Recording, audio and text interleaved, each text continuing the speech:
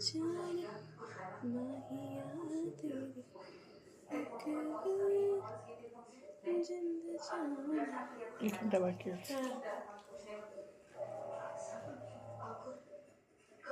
এটা মুলতানি মিট্টি আর গোলাপ জল। গোলাপ জলের জলটা পুরো শুকিয়ে যায় না, তো জলটা স্কিনে ঢুকে যায়, এখানটা একটু ফাঁকা রয়ে গেছে। জলটা স্কিনে ঢুকে যায়, বুঝছো?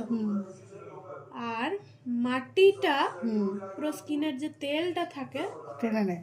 হ্যাঁ, তো আমার তো এমনি খড়খড়ে স্কিন রে। আমি বাইরে থেকে আরো তেলওয়ালা ক্রিম দিয়ে দিব।